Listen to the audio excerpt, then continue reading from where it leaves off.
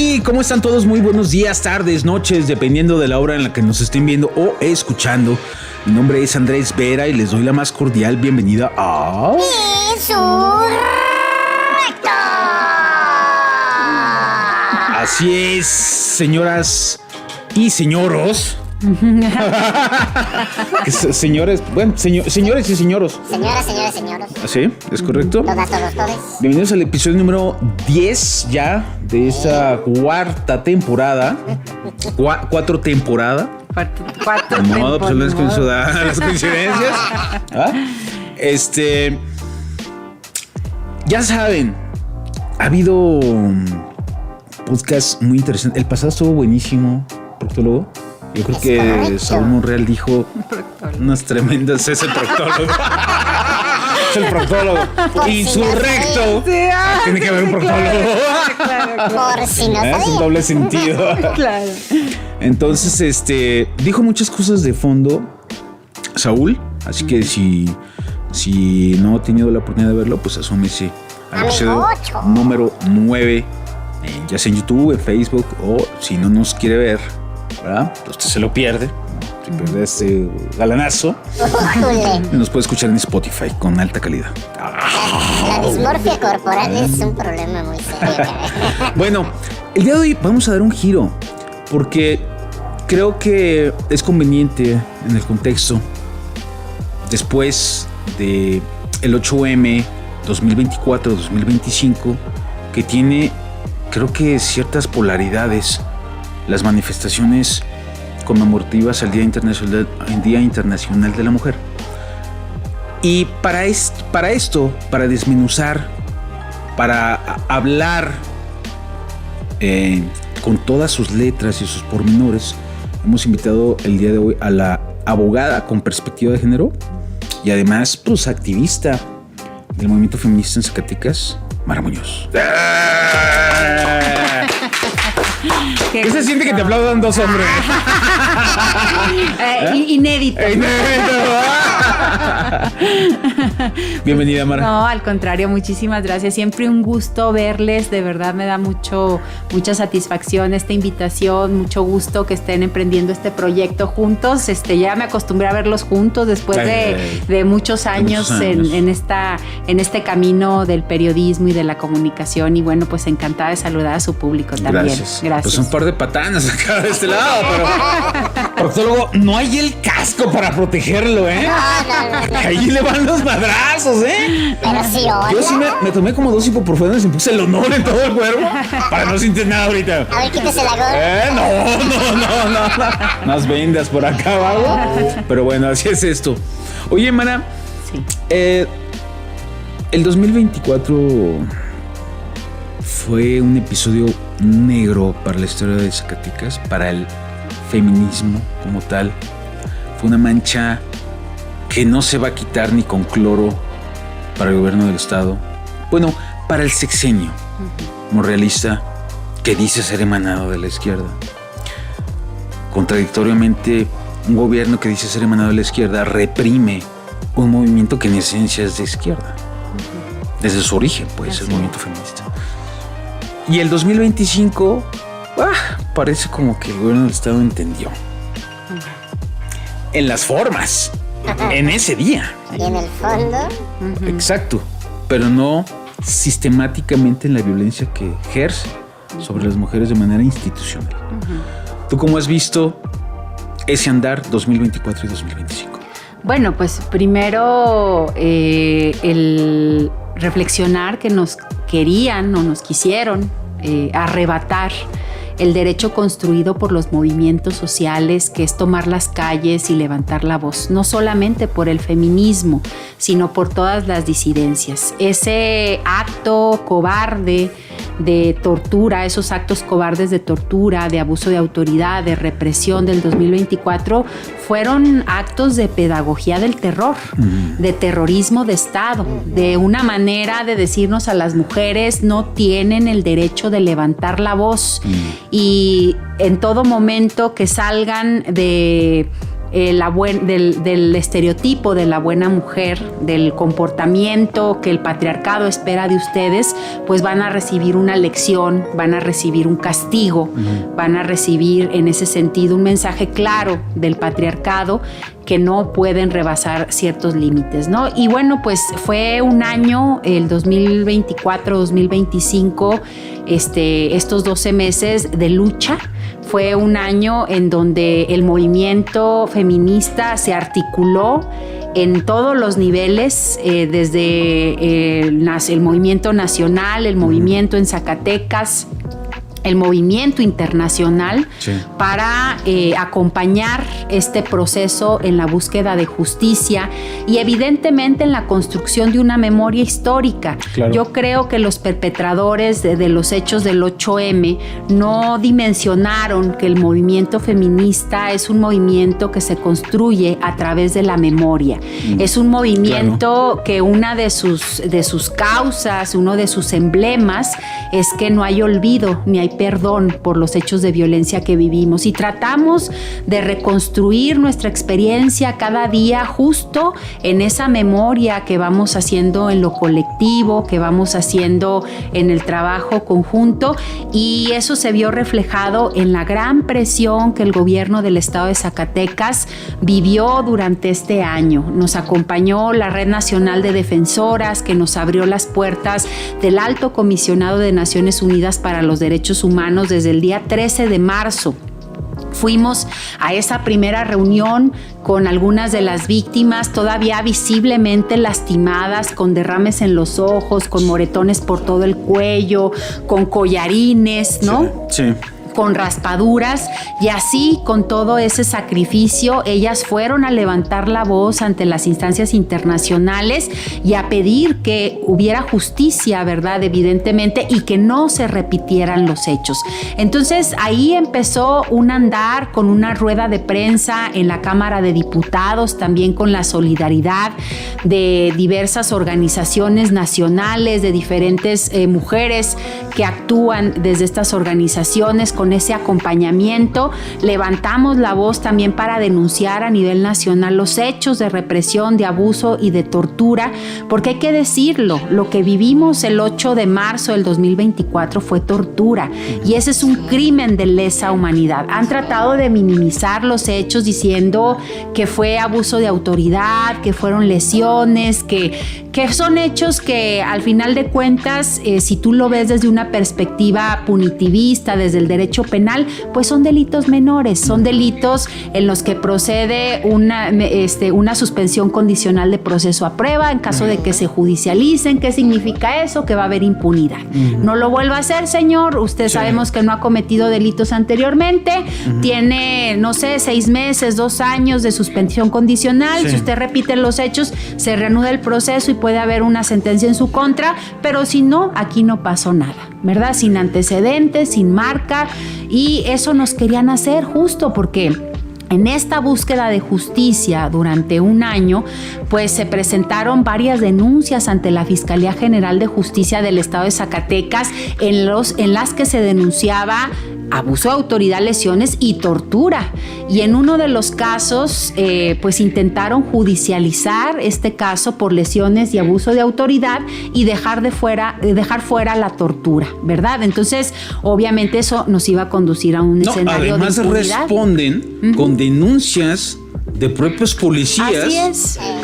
Tratando de criminalizar a las mujeres violentadas. Así es, y en este caso en el que trataron de judicializar nos tuvimos que amparar. Estamos en un proceso de amparo, nos concedieron la suspensión provisional, estamos esperando la sentencia y bueno, pues se detuvo ese intento de la Fiscalía por, pues al final de cuentas, conseguir la impunidad para los perpetradores. Entonces, estamos ante hechos que no han sido sencillos, que las víctimas no lo han tenido fácil, que vivieron cosas terribles el 8 de marzo del 2024 y que todavía han tenido que vivir esa violencia institucional, esos intentos de encubrimiento de los perpetradores, porque hay que decirlo, la marca de ese 8 de marzo del 2024 es para los operadores operadores del estado de Zacatecas, del gobierno del estado de Zacatecas, desde la Secretaría de Seguridad Pública, desde la participación que tuvo la Secretaría de las Mujeres también,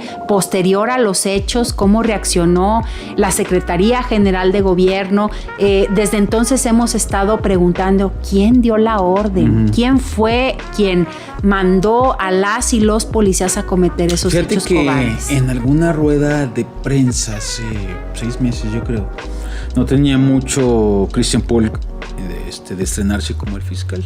Hizo una rueda de prensa ahí en Palacio con el secretario general de gobierno y con el secretario de Seguridad Pública. Y ya ves el Andrés Vera. Ay, loco, ¿por qué también me andan madreando? No, gacho. Lo reconozco, o sea, hay que reconocer. Y le pregunto a Christian Paul, fiscal, ¿es muy difícil preguntarle a los policías quién les dio la orden? Oh, bueno, puso una cara de chinga. Me dice, no, bueno, es que pueden reservarse su derecho a declarar. Ay. Sí, efectivamente. Y le digo, pero entonces, ¿cómo vas a ver quién dio la orden? Ya le dio aquí está presente el secretario de Seguridad. Ya le dio a usted las bitácoras de los hechos suscitados ese día. Ahí debe de venir quién dio la orden. Porque que yo sepa, la Secretaría de Seguridad Pública no se las ha dado a la Fiscalía. Ay, todos pusieron una cara. Yo recuerdo a Arturo Medina Mayoral, me puso una cara de te voy a madre. Sí. Bueno, pero es que llevan diciendo que no va a haber impunidad. Andan diciendo que va a haber reparación, y el doble discurso. La culpa es de las mujeres, pero al mismo tiempo no va a haber impunidad. Bueno, pues están admitiendo implícitamente segunda responsabilidad. No explícita, ¿no? Por lo tanto, entonces, aquí hago este comentario. Esa colación, precisamente respecto a eso. A un año no hay ningún sancionado. Así es. Mara, no hay ningún policía inhabilitado, despedido. Y además, un día antes, una noche antes de la marcha 8M de 2025, sale el secretario de Seguridad Pública a acatar, entre comillas, las recomendaciones de la Comisión Nacional de Derechos Humanos. Y ofrece una disculpa pública sin convicción. Se nota que estaba molesto, Medina Mayoral.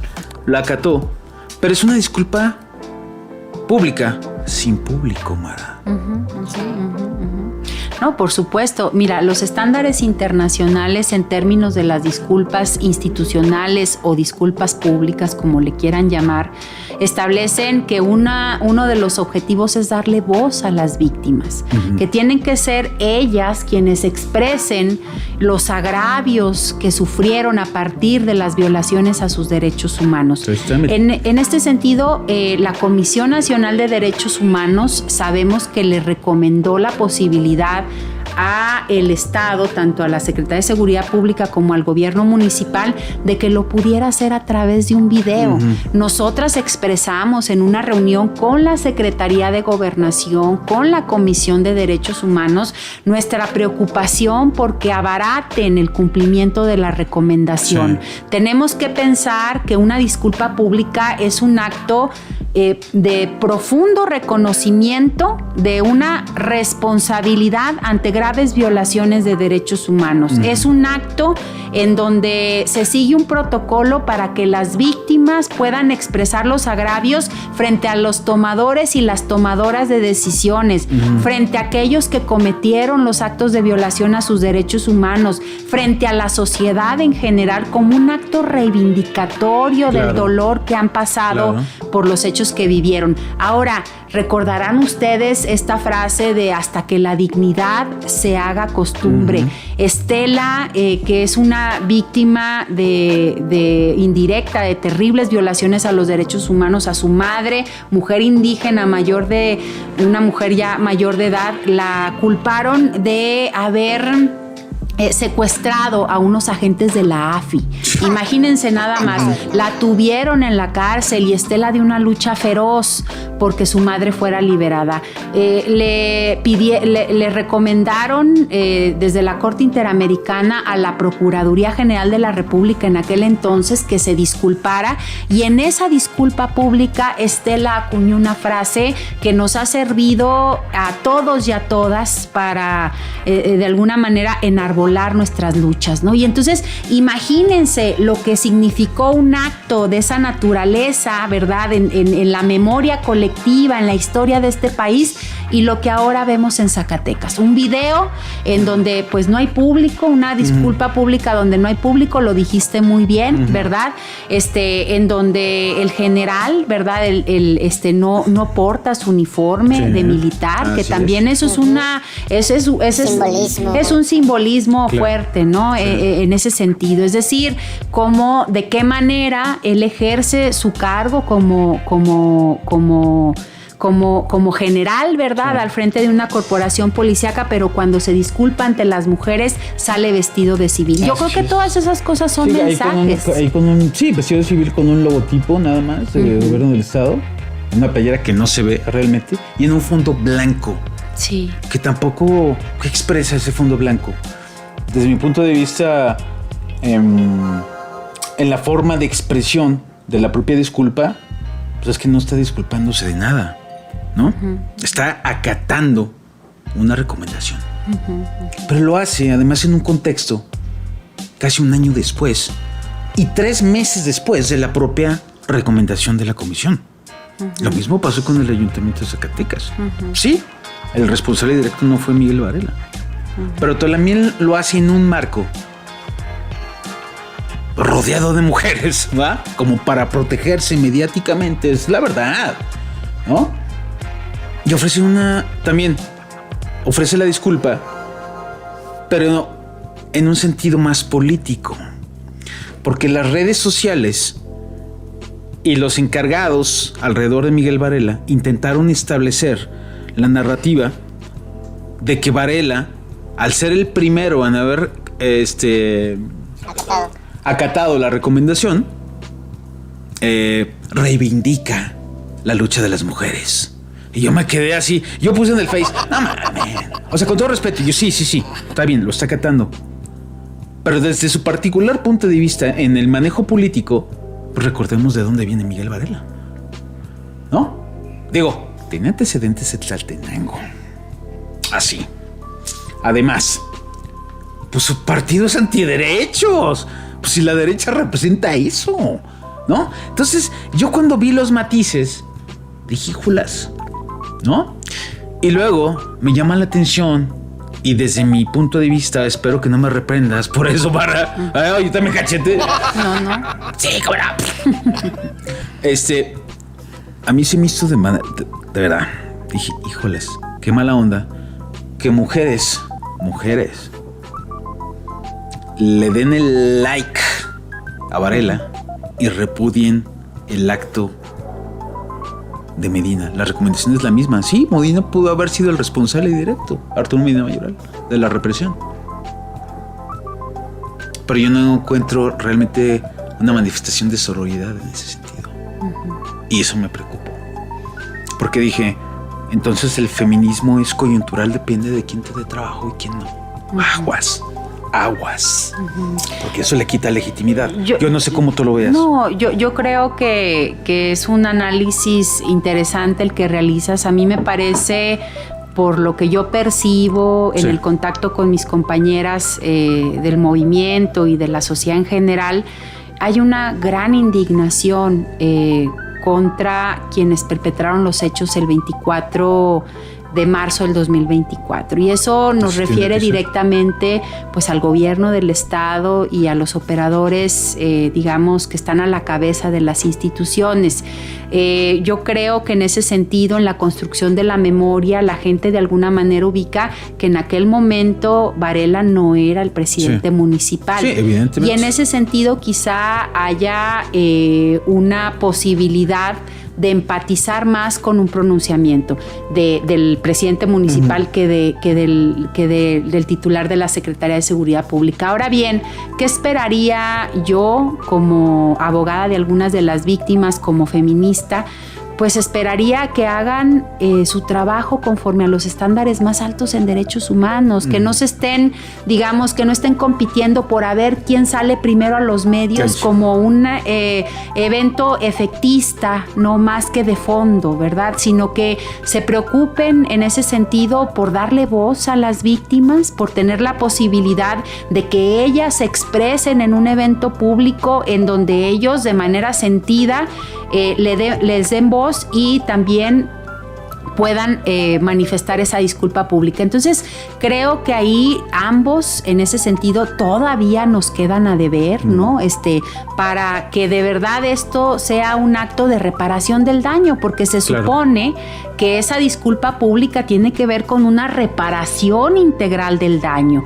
Y el daño también es simbólico, es una violencia simbólica la que se ejerció por toda la exposición que tuvieron las víctimas en redes sociales, todo ese escarnio público, porque hubo quien todavía criticó a las mujeres que fueron torturadas o lo celebró, ¿no?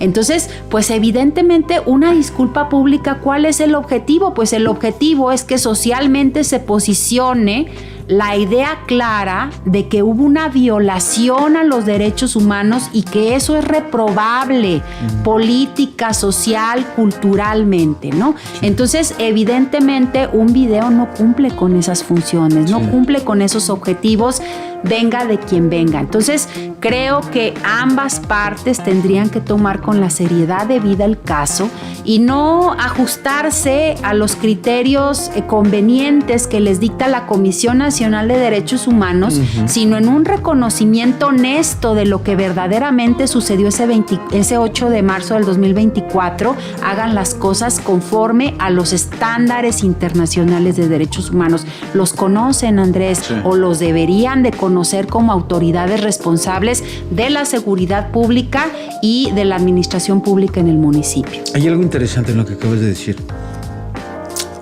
Actuar en consecuencia o en una supuesta congruencia. Ahora, hay algo interesante y que yo compartía en la experiencia que tuve en asistir a un foro que nos invitó la Segovia, artículo 19 en Tlaxcala. Tlaxcala sí existe y está hermoso, Tlaxcala, a mí me encantó.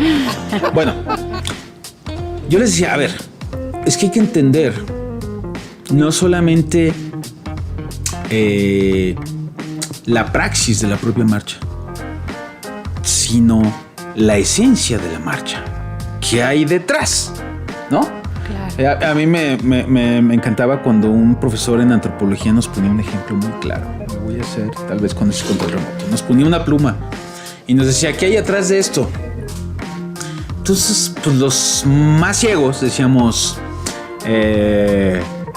intelectualmente decíamos, pues usted, el pizarrón, la pared.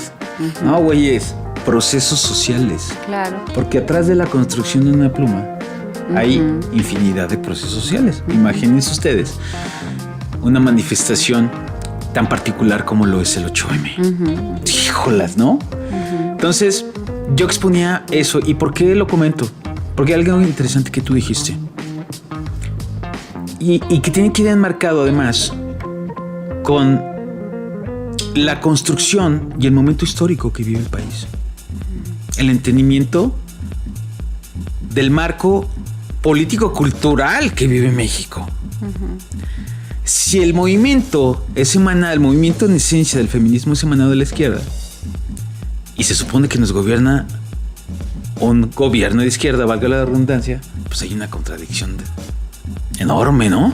Hasta biológica, diría Salvador Allende. Y yo lo exponía en una columna una semana antes de los sucesos del 8M en 2024, que me valió 2 llamadas de altos funcionarios de gobierno del estado por las expresiones de Rodrigo Reyes de precriminalizar la protesta. Y yo decía, aguas, porque eso no está asustando a las mujeres, al revés. Eso va a provocar, Obvio. Efervescencia. Pues claro. Porque pues no se entendía el marco cultural alrededor de la manifestación. Claro. Se trata de un movimiento antisistémico. Exacto. ¿No? Así es. Antipatriarcal, antiestatista. Entonces, si tú desde el Estado la precriminalizas, pues está bien peor, carnal. Por una lógica simple. Sí. Y cuando suceden los lamentables hechos, me hablaron y me dijeron, tenías razón. Lo admitieron en privado, no en público. Y yo les dije, salgan a disculparse ahorita. Ahorita, no mañana, ahorita. No 364 ahorita. días después. Ahorita, hagan un video y salgan a disculparse y se comprometan a la reparación del daño. ¡Ahorita! No, pues un año después. Pero además, solamente a través de una disculpa pública, Mara. Faltan las lesiones, el daño psicológico, Claro. El estigma social. O sea, hay mucho detrás. Hay muchas consecuencias La detrás de la represión. afectación La del afectación. proyecto de vida. Que eso Eso es algo de lo que tenemos que hablar. O ¿Eso sea, cómo se repara? Pues imagínate, el delito, cuando una mujer es víctima de violencia, eso es irreparable. O sea, en realidad, la reparación integral del daño, que es un derecho humano de las víctimas de violencia, es un eufemismo, porque ¿quién repara algo que se rompe? Lo podrás pegar, podrás tratar de reconstruirlo, pero nunca va a quedar igual. El miedo que las víctimas sufrieron durante este año, el temor de salir a la calle, de encontrarse con sus perpetradores, porque son personas que andan en la calle patrullando, eso... Y ante el juicio social también. Y al juicio social, por supuesto. Muchas de ellas también, su cuerpo fue expuesto en redes sociales. Todo eso, al final de cuentas, es un daño muy importante a su proyecto de vida, a su propia seguridad que tienen para desarrollarse, para desarrollar sus actividades. Entonces, por supuesto que hubiera sido otro el escenario si hubiera habido un reconocimiento, pero tuvimos que ir hasta las instancias internacionales, nacionales de derechos humanos. Tuvo que haber quejas por parte de la mayor parte de las víctimas ante la Comisión Estatal de Derechos Humanos. Lo atrajo la Comisión Nacional. Fue un proceso complicado en el que estuvimos insistiendo a través de diputadas, diputados federales, senadores, con la presidenta de la Comisión Nacional de Derechos Humanos, en un proceso muy hermético, en donde no nos daban el conocimiento de cómo iban los avances en las investigaciones. A pesar de todas las insistencias, no dejamos de hacer presión. Sale la recomendación antes de un año, ¿verdad?, de que sucedieron los hechos, y hay que decirlo, también es una recomendación que nos deja mucho que desear. ¿Se te hace ligera? Me parece que podría haber sido mucho más concisa y mucho más enérgica en términos de las responsabilidades. Es decir, exime a la Secretaría General de Gobierno como si no hubiera tenido participación en los hechos, cuando sabemos que desde días antes de la manifestación del 8M de 2024, el Secretario General de Gobierno tomó el liderazgo en términos de el pronunciamiento acerca de lo que se esperaba de la marcha, diciendo que iba a ser una marcha violenta, que iba a haber infiltradas, también una suerte de confrontación con las y los comerciantes del centro para que se manifestaran en contra de la iconoclasia. O sea, se enrareció el ambiente muchísimo antes de la marcha, y luego los hechos violentos del 8 de marzo del 2024. Entonces, por supuesto que pudo haber sido más concisa y más precisa la Comisión Nacional de Derechos Humanos en términos también del propio liderazgo de la Secretaría de Seguridad Pública. Los funcionarios que señala la recomendación, el más alto nivel es el subsecretario Aparicio de la Secretaría de Seguridad Pública, el director de Vialidad, Osvaldo Caldera. Y una policía con cierto mando de la presidencia municipal. De ahí en fuera son todos policías del más bajo nivel los que son señalados como responsables. Entonces, ahí en ese sentido nos queda de ver también. Oye, antes no dijo el gobierno del estado, Aparicio ya anda ¿dónde anda? En Guerrero. Anda en Guerrero. Fíjense que, pues, ¿verdad? Chiapas. ¿Chiapas? Sí, Chiapas. Chiapas, tienes razón. Con todo helicóptero se fue por allá. Sí. Sí. Pero hay algo que quiero preguntarte. En el 2025 cambian las circunstancias alrededor de los protocolos que establece la propia Secretaría de Gobernación y que le mandata a los estados aplicarla, de muy buena fuente. O sea, en el foro que acudimos a Tlaxcala, pues trató de socializarse, qué le agregamos, qué le quitamos, cuáles son las aportaciones. Y hubo varias en las que, híjoles, ¿no? Yo proponía una mesa de observación interinstitucional, pero ampliada a la sociedad civil. Pues sí, pues ¿de qué sirve una mesa meramente gubernamental? A ver, ábranlo a representantes del feminismo, de colectivas. Ábranlo a medios de comunicación para contraportear la información y estar observando el proceso previo, durante y post de la marcha. Porque si no, luego nos llenamos de malas interpretaciones, de fake news, de guerra sucia, pues entonces ábranlo. Bueno, pues hay disposición o no. Claro. ¿No? Y había la pretensión de poner policías de tránsito. No, güey, pues que no ven que eso representa al Estado.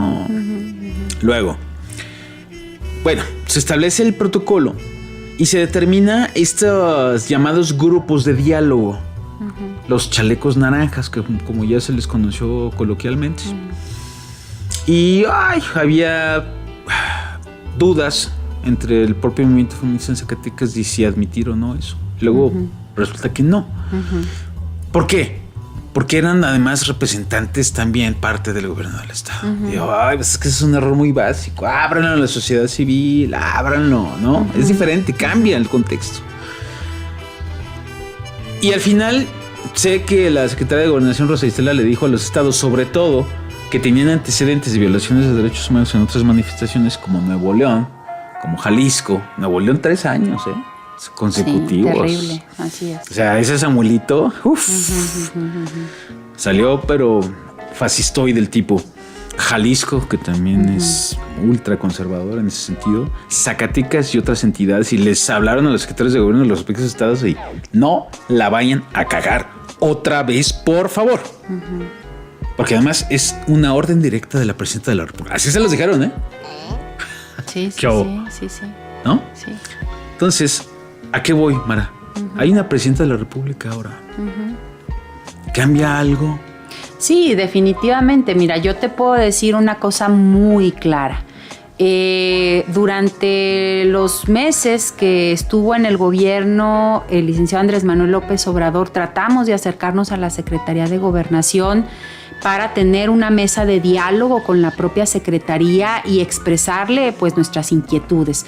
Fue imposible que tuviéramos esa mesa de diálogo durante ese tiempo. Las compañeras estuvieron impulsando, que son las peticionarias Olimpia de Gouche, de la alerta de violencia de género ante la CONAVIM, que se aplicara una medida especial a partir de la alerta de violencia de género respecto a estos hechos de tortura, de abuso de autoridad y de lesiones del 8M del 2024. Ya. Se logró esa medida especial en la CONAVIM, pero no logramos tener una mesa de diálogo. Ahora, con la nueva secretaria de Gobernación, se abrió esa mesa de diálogo, tuvimos varios encuentros, se hizo de nuestro conocimiento el protocolo que tiene la Secretaría de Gobernación. Sí. Hicimos comentarios, observaciones de fondo a ese protocolo. Sí, me las hiciste llegar. Algunas en el protocolo de Zacatecas fueron tomadas en cuenta, que ya se publicó, que por cierto no nos lo pasaron al movimiento feminista para que lo pudiéramos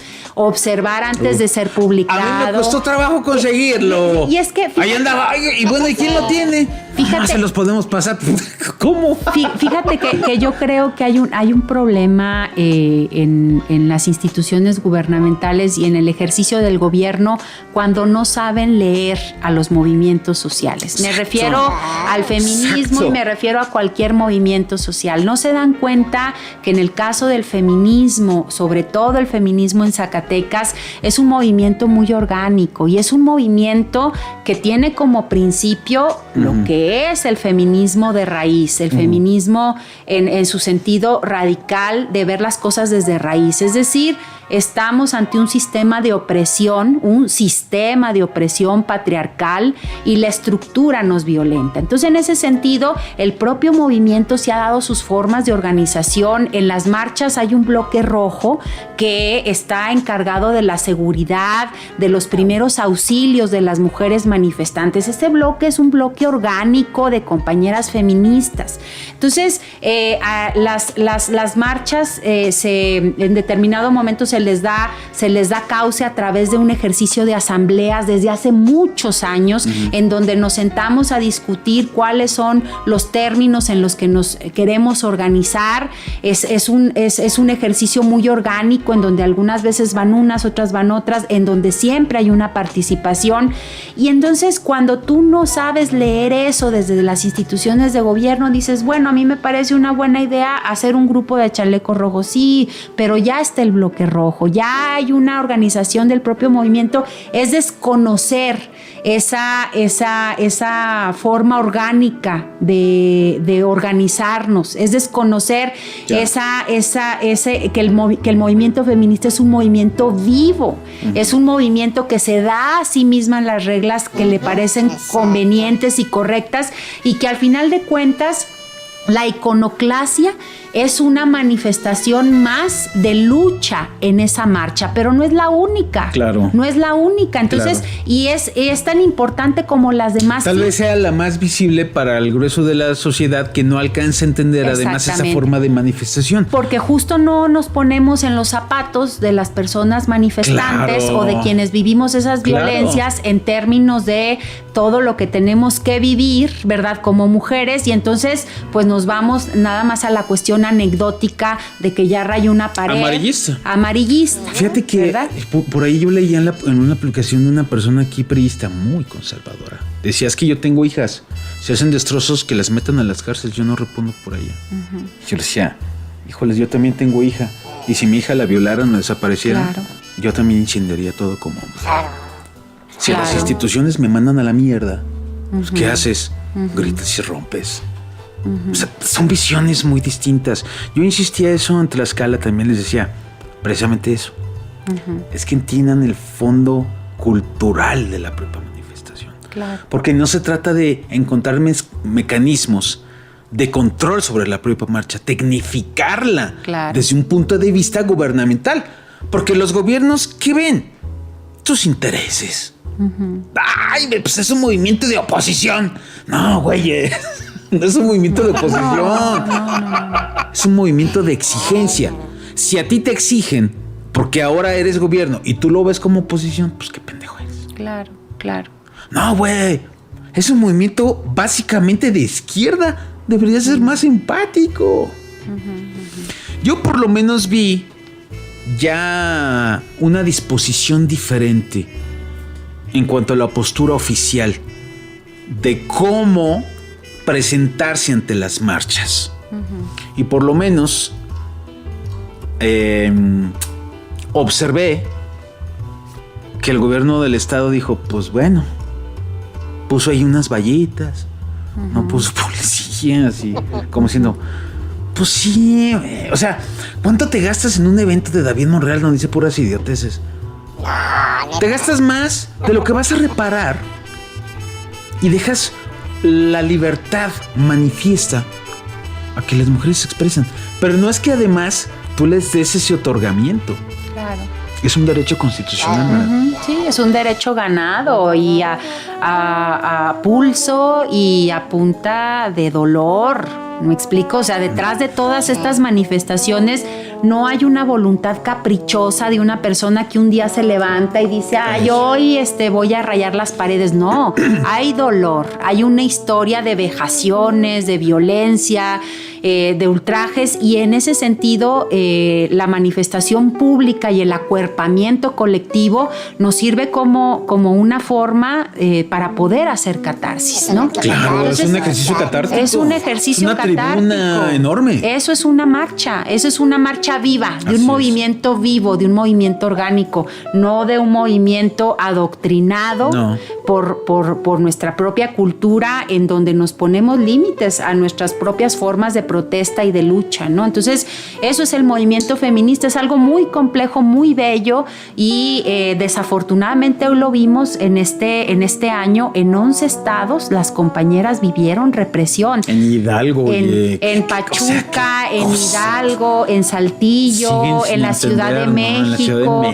Entonces son actos muy, en Chihuahua, totalmente reprobables, evidentemente, y sigue esa tentación por aleccionarnos, por castigarnos, por ponernos en nuestro lugar, ¿no? Entonces es muy lamentable que sin importar y en estados donde gobiernan mujeres, Mara. Es terrible, porque al final de cuentas, pues el patriarcado tiene sus tentáculos sin importar el género, ¿verdad? O sea, sabemos que el machismo y la misoginia lo puede ejercer tanto un hombre como una mujer, y no es lo mismo ser político o política en campaña que tener ya el poder que se siente cuasi absoluto o absoluto, ¿verdad? Entonces, desafortunadamente hay personas que no saben manejar esas posiciones de poder y que sucumben ante el abuso de autoridad y ante la tortura. Y mira, te voy a decir una cosa, al final de cuentas, esa represión que se da en las marchas feministas,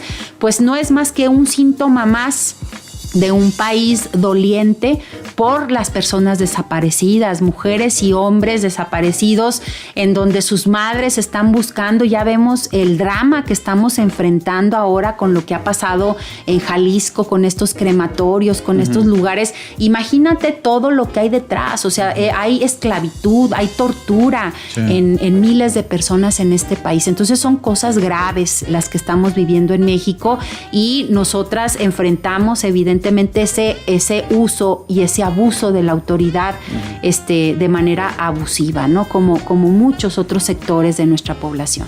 ¿Qué opinión tienes acerca del actuar de la titular de la Secretaría de las Mujeres en Zacatecas, Carla Oropesa? Yo la he visto muy dinámica en redes sociales. Y ya. Yo no sé qué tanto está estableciendo políticas precisamente a favor de los derechos de las mujeres, porque esa tendría que ser su principal labor. Y esa además es su atribución establecida en la ley. Pero además con cierto protagonismo. Y hay algo que me llamó la atención. Pasa el 8M y una columnilla ahí jodida, la verdad que además nadie la firma. O sea, yo sé que es de Víctor Armas, Zagoya. No se atreven ni a firmarla, güey. Fírmala, güey. Tú dices eso. Hazte responsable de lo que tú dices, ¿no? Ay, jolas. Bueno. Y le pone la estrellita a Carla Oropesa. Y son trampas mañosas, ¿no? Es que lo opinó un medio. ¿Cuál medio? Ecodiario. ¿Quién lo firma? Nadie. Mira qué chingadas. ¿No? Qué manera tan cobarde de opinar, francamente. Pero bueno. Yo hubo muchas expresiones de mujeres en redes sociales. No, a ver, no se equivoquen. Quien asistió, quien gestionó y luchó por la presencia de observadores de la Comisión Nacional de Derechos Humanos y del propio del alto comisionado de la ONU en Zacatecas fueron ustedes. Las colectivas feministas. Y de repente como que quieren usar allá una estrellita y francamente tampoco se lavó las manos la secretaria de la Mujer a decir, no, sí es cierto, fue labor de las feministas. Es que fíjate que hay una es violencia institucional. Hay una situación muy importante que también es un elemento fundamental para entender lo que como feministas vivimos en lo individual y en lo colectivo. Nosotras creemos en la horizontalidad, creemos en lo colectivo. No en la verticalidad. Entonces no creemos ni en la ni en el individualismo ególatra, ¿no? Entonces hay una situación que evidentemente tiene que ver con un innecesario protagonismo. Un innecesario protagonismo porque parte de nuestras luchas es reconocer lo que hacemos de manera colectiva, cómo nos acuerpamos, cómo nos acompañamos y cómo construimos posibilidades más vivibles de sobrevivencia, ¿no?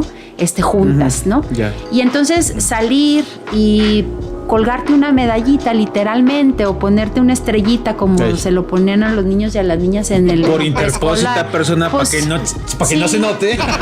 Pues pero se notó. Es al final de cuentas desconocer lo que es el feminismo y lo que es la praxis feminista, ¿no? Porque pues no es más que eso. Entonces no podemos olvidar que al final de cuentas los hechos del 8 de marzo del 2024 nos refieren a gobierno del Estado y un golpeador, un maltratador nunca se va a amarrar las manos solo. Entonces ahí hubo un ejercicio de articulación, como ya lo mencioné, a todos los niveles del feminismo internacional, nacional, local, en donde todas nos unimos en una sola voz, cada quien desde su trinchera. Muchas compañeras haciendo un ejercicio de memoria en el Callejón de la Tortura cada 8 de marzo durante 12 meses para que esto no quedara en el olvido. Algunas otras acompañando a las víctimas frente al Ministerio Público, en el caso de Amparo, muchas otras asistiendo a las reuniones con la Secretaría de Gobernación, con el propio Alto Comisionado, activando los mecanismos también para que compañeras desde diferentes trincheras políticas nos apoyaran en el Senado, en el Congreso. Es decir, todas participamos durante un año de lucha colectiva. Entonces es por lo menos irrisorio, ¿verdad? Que en determinado momento eso se le atribuya a una sola persona. Sí. Y te digo, desconoce la práctica feminista. Fíjate que allá me preguntaron en Tlaxcala, un subsecretario que asistió del gobierno del estado de Zacatecas. En lo corto me decía, Andrés, ¿tú cómo ves que la Secretaría de las Mujeres encabece un grupo durante la marcha? Ay, no manches. ¿Qué no estás viendo? Sí. O sea, qué Espero que haya falta sido de broma, conocimiento. Y yo les decía, y ahí estaba un militar que es Enrique Cepeda, que es jefe de Estado Mayor aquí en la Secretaría de Seguridad. Y muy rígido. Ay, a veces el Andrés Vera, Chihuahua. Es que, a ver, con todo respeto, señor, los militares y los funcionarios de mediano o alto rango son muy cuadrados. Les falta más pisito. Todo lo entienden a través de defender, ¿verdad?, esquemas de poder donde están incrustados. Porque si no defiendes al jefe, pues no sirves ahí. Entonces, para afuera. Que venga alguien que sea completamente incondicional. A pesar de que haya hechos, políticas, ideologías, pensamientos y hasta sentimientos que vayan en detrimento de la colectividad, ¿no? Entonces, como gobierno del Estado, a mí no. Es que es muy curioso observar cómo piensan los políticos y los funcionarios. Ellos piensan en función de la estructura de poder. Se acabó. Y del mantenimiento de esa estructura de poder. Dices, entonces, ¿al servicio de quién están o qué, no? O sea, es muy interesante observarlos. Y cuando me hacen esa pregunta, te das cuenta precisamente de cómo piensan. Todo es en función de la propaganda, de lo mediático, del interés preelectorero, ¿no? Y yo entiendo que esa circunstancia escrita en esa columnilla menor es, pues, elevarle un rango electorero, porque trae intenciones del tipo. Pero no quedas bien, no ayudas. Por lo menos si la intención es esa, pues no ayudas. Al revés. Sí, es que yo creo que nos hace falta recordar cuál es el objetivo de la participación social desde una lucha o desde una causa. Es un sentido crítico. O O sea, si no tenemos Claro. esa posibilidad de cuestionar nuestro entorno, ¿cómo vamos a aspirar a mejorarlo? Claro. Y en ese sentido, desde las instituciones se tienen que tomar las voces no como una amenaza, sino como una oportunidad de entender lo que está latiendo en la sociedad, cuáles son las preocupaciones sociales. Y si en determinado momento ellas o ellos tienen sus aspiraciones políticas legítimas, pues que aprendan a leer, que aprendan a leer los movimientos, que aprendan a leer esas motivaciones sociales y ya sabrán cómo conducirse o no, pero montarse, Exacto. ¿verdad?, sobre el dolor, porque recordemos, esta Además. lucha de un año no está basada en los egos, no fue una reunión de egos, no, nos unió el dolor, nos unió la indignación, nos unió la vejación, Y nos desde una, unió la ofensa. desde una institución oficial, colgarte de lo que representa Claro. precisamente ese movimiento derivado de una represión. Híjolas, es completamente... ¿Qué calificativo le podemos hacer? Indignante se me hace suavecito. O sea, con todo respeto. No, tampoco quiero ejercer violencia política, ¿verdad? No, de no, género. no.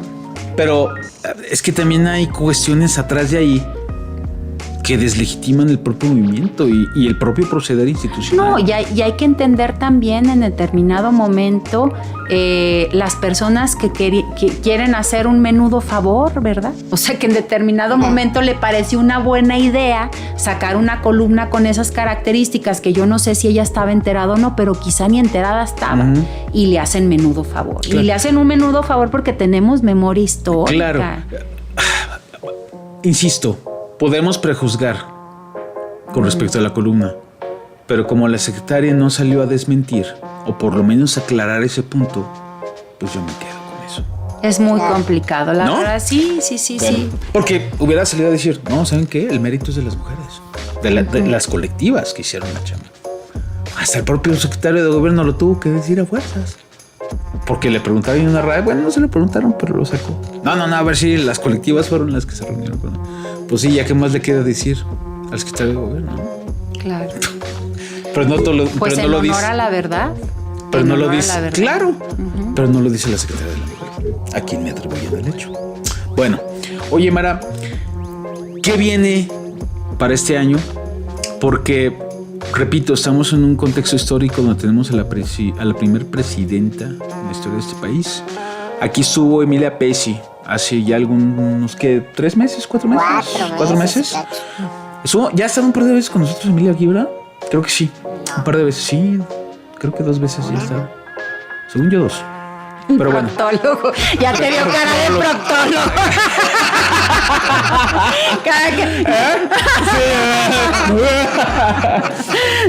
Entonces, yo le preguntaba, ¿qué esperas de eso tú, Emilia? Y ella no fue muy optimista en ese sentido. La frase de la presidenta Sheinbaum es llegamos todas. ¿Sí llegaron todas, Mara? Estamos en un sistema político, económico, social, que reproduce la desigualdad. O sea, y eso es en todo el mundo, en México y en todo el mundo. Es decir, el capitalismo es un sistema que desafortunadamente nos ha quedado mucho a deber. Es un sistema que en este afán de igualar las condiciones de vida, ¿no? Promueve o propicia una destrucción voraz de la naturaleza.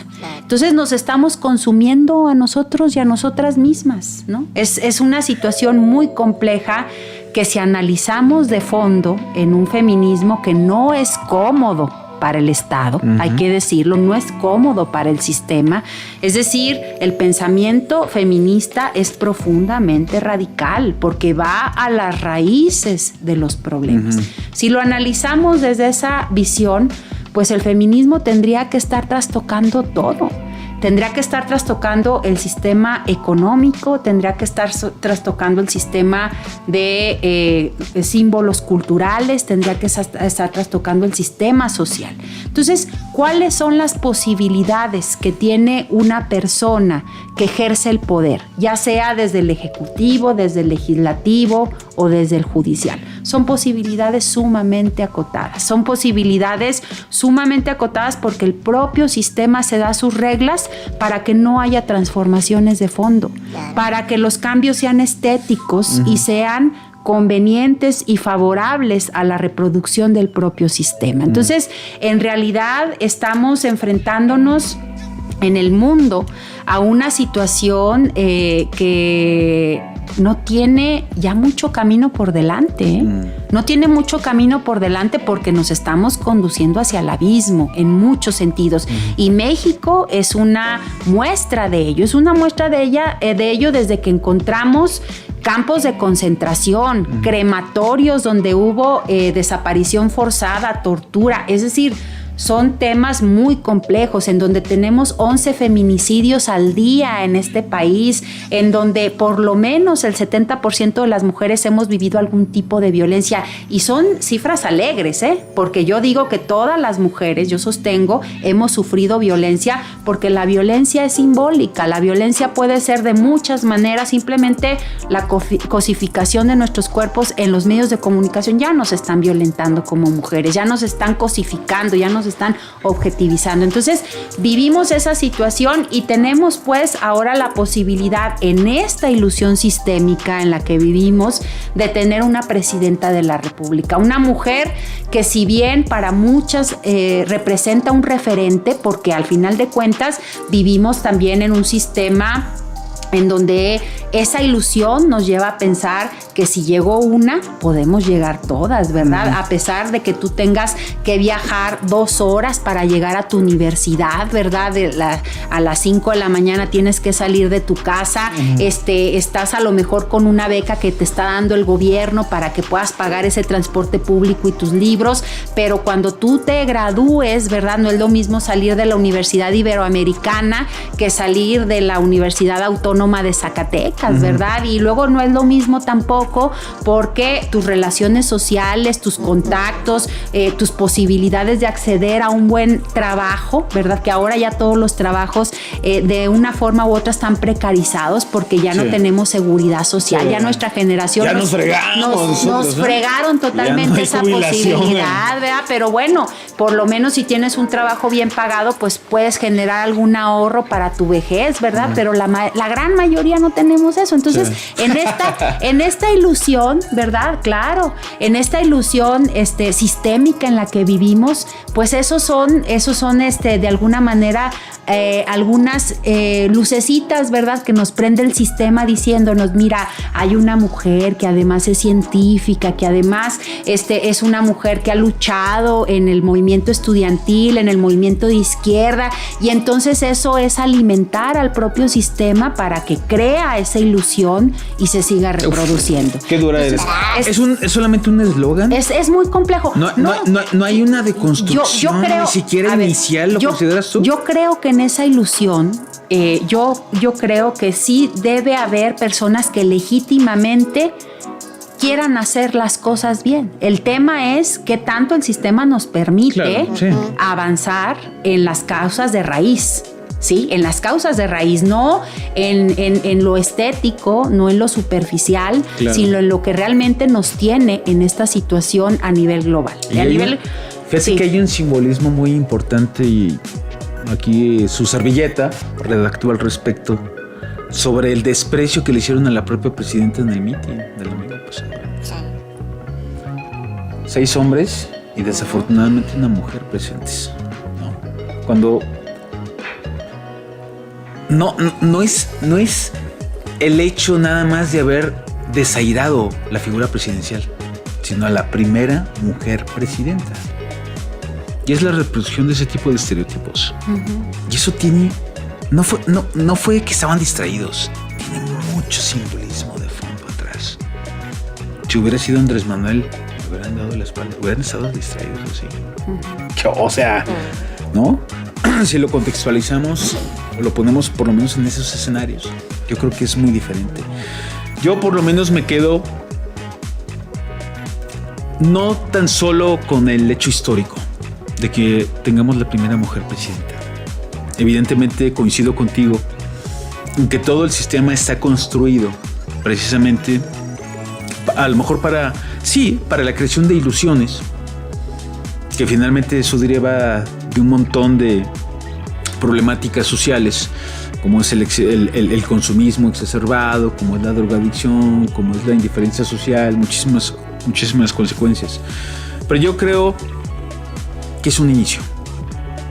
Yo creo que es un inicio, si no en 6 años, por supuesto que será imposible, por lo menos sentar ciertas bases de deconstrucción social en ese sentido.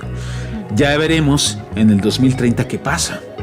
Tal vez tengamos otro marcho empedernido en la presidencia de la República, y que en ese grupito hay muchos.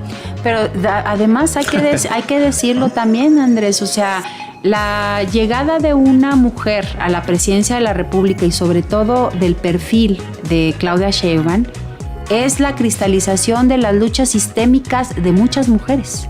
O sea, porque ya dije la parte que tiene que ver con el contexto global, con esas ilusiones que nos da el sistema, pero al final de cuentas todos y todas vivimos inmersos en esa ilusión. Y esa ilusión a muchas mujeres les ha llevado a dar su vida, desde la academia, desde la lucha sindical, desde la lucha en los partidos políticos, porque este momento sea posible. Entonces tienes ahí dos polos, ¿verdad? Un polo que nos dice el sistema se reproduce a sí mismo y nos da esta ilusión para que lo sigamos alimentando. Pero por otra parte también tienes el polo en donde dices, bueno, esto es producto de las sufragistas que dieron su vida, claro, ¿verdad? Sí, pues es que se abre una alternativa, pasado, ¿no? Claro. Se abre una alternativa. Entonces o sea, no estamos tan Matrix, pues. Es complejo. No estamos tan Matrix. Es complejo. Yo creo que es complejo, ¿no? Yo creo que es un inicio. Sí. Y bueno, en ese sentido habrá que ver precisamente que Sheinbaum abra, valga la redundancia, sea un parteaguas de un sistema que sí, preferentemente tiene una línea patriarcal. Ya estoy bien construido, proctólogo. Usted también, no se haga. No, es que usted sí todavía se resiste. No es cierto. También lo traen y nos burlaron. Ándale, no que no. Conozco a la que no. Yo te puedo decir que sí. No, está bien. Es que, a ver, no es una postura ni de millennials, ni de esos tecnicismos generacionales, ¿no? Los tiempos van cambiando. Sí. ¿No? Los tiempos van cambiando y tenemos que abrirnos a nuevas propuestas, a nuevas formas de pensamiento, nuevas ideologías, a nuevas culturas, ¿no? Eso creo yo. No, pues tiene que darse el cambio, porque el cambio de conciencia ya se está generando en la sociedad. Entonces eso tiene que tener repercusiones. Es decir, cuando yo veo a las jovencitas en la marcha del 8M, pero no solo en la marcha del 8M, durante todo el año haciendo sus ejercicios de acompañamiento a víctimas de violencia, interrupción legal del embarazo, a tantas acciones que de manera conjunta ellas desarrollan, la verdad es que es muy esperanzador, y es muy esperanzador porque dices, bueno, al final de cuentas, ¿cuál es lo primero qué es lo que primero se trastoca cuando hay un cambio? Tu propia conciencia. Claro. Si tú no partes de un ejercicio diferente del ser humana y del ser humano, pues no puedes pedir que las cosas a tu alrededor se transformen. Claro. Entonces, yo creo que ahí va avanzando, se va masificando. También hay que decirle esta exigencia de que debe haber un cambio, esta forma diferente de ver las cosas, y vamos a ver. Yo soy optimista en ese sentido, en lo que nos espera. No es un presente ni es un futuro fácil, porque lo tienen muy complicado. O sea, realmente la situación de violencia generalizada que tienen que soportar las mujeres jóvenes ahora, que van a tener que soportar las niñas, es muy complicada, ¿verdad? Porque evidentemente están empeorando las cosas, pero esperemos que estos ejercicios colectivos, ¿verdad?, de acuerpamiento, de autocuidado, de protección, pues nos puedan servir de algo, ¿no? De alguna manera como un escudo protector ante tantas violencias que vivimos. Claro, y yo sé que parte del feminismo, su forma de pensamiento, o trato de entenderlo así, es no buscar dar más el reconocimiento patriarcal. Uh-huh. Pero yo sí veo por lo menos la apertura de conciencia de muchos hombres, y eso es algo muy positivo desde mi perspectiva como machista. Hombre. Sí. Desde mi perspectiva machista. Oye, de macho opresor. Una de las consignas es, señor machista, tu hija es feminista, ¿no? Sí. Y eso, bueno, al final de cuentas, imagínate nada más lo que significa que desde casa tengas esa Le hace falta proctólogo una posibilidad. Una hija, fíjate. Yo tengo una hija y asiste a las marchas. Claro. Y aguas, y aguas. Sí, muy Pero bien. me encanta también ver a mujeres adultas mayores aplaudiendo. Sí, son hermosas. Han encontrado un foro catártico de manifestación. Son bellísimas. De lo que yo creo que durante muchos años soñaron. Sí, y las veo emocionadas aplaudiendo a través de ventanas y dices, wow, ¿no? Sí.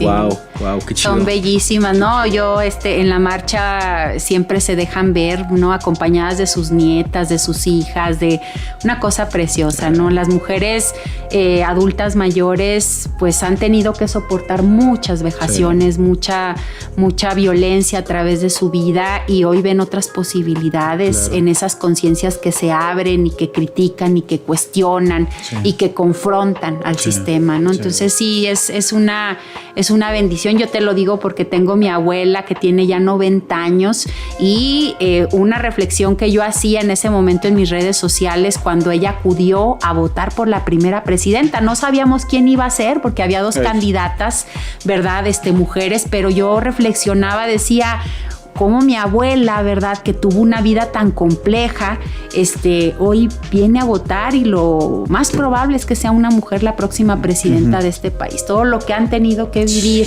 para que sus ojos puedan ver esa posibilidad. 200 años de historia nada más. No más, imagínate nada más. Así bueno, es.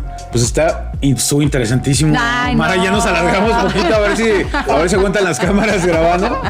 Y a ver si aguanta el proctólogo, mira, porque entonces va a tener que llegar a recibir otra tunda. Yo como quiera aquí me quedo solito. Bendito Dios. Oye, pues gracias por habernos acompañado. Hombre, al contrario, muchas gracias a ambos. Me da muchísimo gusto verles porque les tengo un gran aprecio personal, un gran reconocimiento a su trabajo, y de verdad muchísimas gracias por abrirme los micrófonos y darme esta oportunidad. Un gusto. Gracias. Yo tanto he aprendido que ya ni a las marchas en un tono informativo voy. Sí, te extrañamos con tus drones, que hacías un ejercicio ahí padrísimo. Yo veo a compañeros asistiendo, buenísimo, pero cuando veo la convocatoria digo, marchas separatistas, digo, ¿para qué voy? Sí, claro. También tiene un sentido, claro. Respeto. Claro. Si algunos quieren ir a cubrir en ese sentido, pero no respetan la esencia de la marcha, es su bronca. Sí, claro. Con el pretexto de informar. Claro. No, yo digo, yo mejor le pido a compañeras periodistas que me apoyen. Sí, claro. Que hay excelentes ahí, compañeras, ¿no?, cubriendo, pues cómo pusieron la cuerpa el año pasado, que muchas de ellas también fueron víctimas de esa represión y de esa tortura, ¿no? Claro. No, a mí me encantaría asistir, pero digo, no, ¿para qué? Pues es su marcha. Claro. Es una provocación. Yo qué chinguería, claro. ¿no? En ese sentido tienes toda la razón. Sí. Pero bueno, Mara, gracias. Mara Muñoz con nosotros. Gracias. Venga. Gracias. Un aplauso para ustedes. Gracias. No, gracias, para ti. Gracias. Para ti, Mara. Pues vámonos. En el próximo episodio también se va a poner muy bueno. Ya saben que este año he estado de alto nivel. Es correcto. Pronto, de alto nivel, la verdad. Todos han estado buenísimos, todos los podcasts y lo que falta.